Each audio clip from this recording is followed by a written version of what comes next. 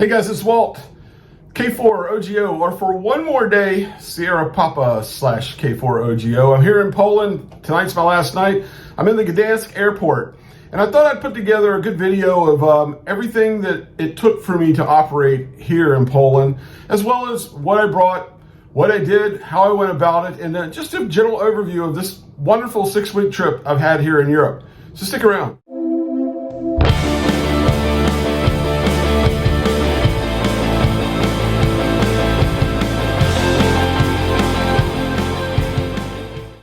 I started this journey off 6 weeks ago, or maybe even a couple weeks before then, because when I knew I was coming to Europe, I'm like, wow, I wonder if I could operate while I'm over there.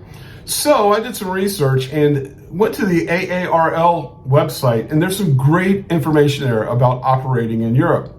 Bottom line is there is an agreement with the CEPT, the European Telecommunications Group, and it allows American amateur radio operators to operate in Europe. The thing about it is, when you're operating in Europe, you have to operate under the rules of the local authorities where you're at. So I looked up some information on Poland. A lot of you might remember this was a test question on the tech test, I should say, a while back. And it's been a little while since I took it, but it's interesting. So I knew it could happen. So I went through, found out what paperwork I had to get, and went about doing it. And that was pretty simple. The paperwork is simply this. You've got to have a copy of the public notice, which is actually numbered DA 16-1048 from the Federal Communications Commission. And this is available on the American Radio Relay League's website. But basically what this says is that when operating an amateur station in a CEPT country, the person must have in his or her possession a copy of this public notice, proof of U.S. citizenship, and evidence of the FCC license grant. Well, I had those with me and kept them with me at all times. Basically just my passport, a copy of my license, and that public notice. I thought maybe coming through customs with my radio that I brought with me that I may be questioned, and who knows, I'm flying out tomorrow morning. I'm in a hotel room right now in Gdansk, and I may need it to get through security with that, but here's what I brought along with me. I brought along my Xiegu G90 in a case, along with a LiPo4 battery that I carry. It's 6 amp hour, which is, it is also under 100 watt hours. That's the limit for traveling, and you have to bring it on as carry-on. Also, I brought along with me a good bit of wire. I bought a roll of wire from Walmart. It's $16.99, I think, for 100 feet of speaker wire, and which gives you 200 feet of wire. And some Ballons, or we should say Ununs, the cheap ones that I bought on Amazon. And then with those cheap Ununs and wires, I also brought along a telescopic pole, a 16-foot telescopic pole. It took a hit like the next to the last day I was here. A windstorm blew across Poland and split it in half. But with these, I built a couple verticals. One of them I did a video on. You can see it. Another one was just a quarter wave vertical for 20 meters. It was basically counterpoise that were 16.5 feet in that area, and a vertical piece of that speaker wire taped to the pole up 16.5 feet. And I had some pretty good operations with that too. I didn't do a video on that one, but here's the antenna itself. Let's take a look. Okay, here's my very simple setup. Here's my small LiPo4 battery, 6 amp hour. There's the Xiegu G90. We'll go here to the antenna. Just a banana clip. That's all it is, with a quarter wave cut for 20 meters. It's 16.5 feet long. And then I also have, if you see around it, cut counterpoise wires the very same length. They're all cut to match and to work at 20 meters. I've heard a lot of stories about counterpoise on the ground or whatever. The length really doesn't matter, number, so on and so on. There's a lot that you can research on that if you're interested in it. I'm just doing it this way because I built this exact antenna on the beach on the Outer Banks of North Carolina and had some amazing success with it.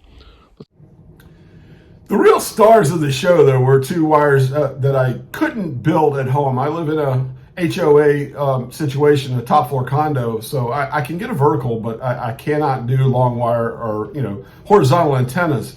So I started off with building a random wire with a 9-to-1 unun, and that was pretty good. I made some great contacts with that. But I think the star of the show and something that sold me on this type of antenna was what I brought along with me was an end-fed half wave. It was actually, I purchased that one on Etsy, and once I got that antenna up, I left it up the entire time, and it was just amazing. As a matter of fact, with that antenna, most of my contacts were made, and it was the MVP, the star of the show. Overall, I made 168 QSOs over a 6-week period, and that's only like 30, 40 minutes a day. And then on the weekends, I had a little bit of extra time. And then with that, it was 43 countries and 4 continents. I actually got Africa finally. And so I've worked all continents, just not all from the same place. So that was pretty cool, and I really enjoyed that. One thing I will say, with the call sign SP/stroke K4OGO, out of those 168, I don't think but 3 came back and got it the first time. I had to repeat this call sign over and over again. I would just say, when I'd answer a call, Sierra Papa Stroke Kilo 4 Oscar Golf Oscar. That's a mouthful, even if English is your native language. But it was tough. That was a tough one. But overall, though, hey, I enjoyed it. I learned a lot. I'm only a general right now. I'm actually ready to take the extra test. I did some studying for that while I was here. But with the general license, this is a myth that you hear sometimes when you read on some of the blogs or you see on Facebook. It said you got to be an extra to operate in Europe. That's not true.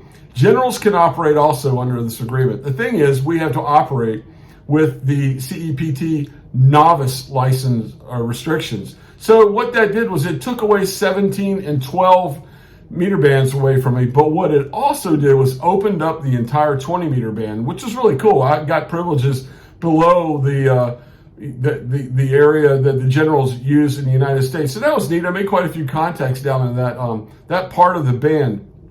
And it really stoked me to want to get back now, hurry up and take this extra exam. And when I do take that extra exam, another thing I'm going to do that I found out while I was here in Poland is with that extra, I can apply, pay a small fee, and next time I'm coming back September and October, scheduled, and that may change, but I'm supposed to come back. I'm going to go ahead and just get a Polish call sign, a true, not a stroke or not a prefix call sign, but a true Polish call sign, because I think after the experience I had trying to break through, this is going to help me out greatly.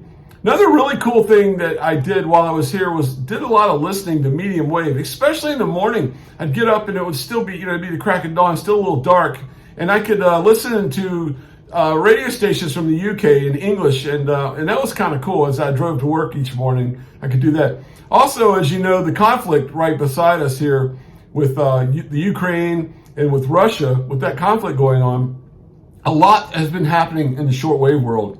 I did a video, it's the video before this one, and really documented a lot of things I heard and saw with my little, with my G90. I also had along with me a little Texan PL368 that I would put beside the bed at night and listen to the BBC as I fell asleep. So that was cool. But all in all, it was a wonderful trip. I got to see some cool things. The base I was working at was actually a former Soviet and Polish air base. And with that, out front, there were old Polish/Soviet MiGs. And I never in my life thought ever that I would be standing one day behind what was once the Iron Curtain between a MiG-23 and a MiG-21. So that was kind of cool. And a lot of other things, just experience the culture. I've been to Europe quite a bit in my lifetime, but never got over here to Eastern Europe. And it's cool to be working over here now. And I'm on a situation where I'll be rotating back and forth. So I'm looking forward to it. When I do come back, while I was here,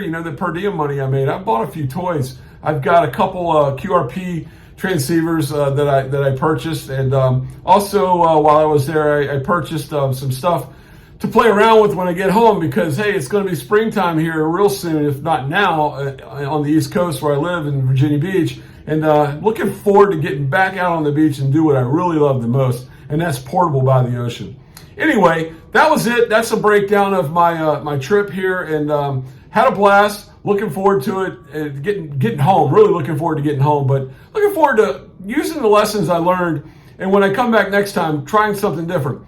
I think my next trip, I may be an entire QRP trip with the stuff that I've ordered. Going to play around with those this summer and this spring and summer. But you know, carrying that battery in the box and everything was a little bit of a pain. I think if I could bring one or maybe even two little radios that have self-contained batteries in it, maybe even my Xiegu X5105, I love that thing. I might try it now with just a little less power and see if that's doable, or at least get myself up for the challenge of doing that. Anyway, thanks for watching. I really appreciate it. I appreciate it. Hey, I just hit 1,000 subscribers a little over a week ago, so I love that. The thing about this channel for me is it'll be cool if I get monetized, but I'm not in it for the money. I'm in it because I'm learning. I love radio. I love experimenting with antennas. I love going portable on the beach, especially with that saltwater amplifier. And I'm learning, and as I go along, I don't know everything, but I do a lot of study usually before I put a video together and really get into an antenna, and then go out and see if it works. So if you like this video, or maybe some of my other ones, check them out. There's also videos of the antennas I built here in Poland. But if you do, check it out, like, subscribe, and ring the bell, all that good stuff. You know, like I said, I'm not much of a YouTuber. I'm just getting going here. But thank you for the support for this channel. I really appreciate it. Hey, my flight leaves tomorrow morning. I'm ready to go to bed and get ready and get home and see my beautiful wife and my family and I have 2 grandsons and my son and his wife and everybody at my family. I missed them greatly. Can't wait to get back to them, but really looking forward to it. So until next time, hey, I'm Walt. Sierra Papa Kilo for Oscar Golf Oscar for the last time. Signing off. 73, my friends.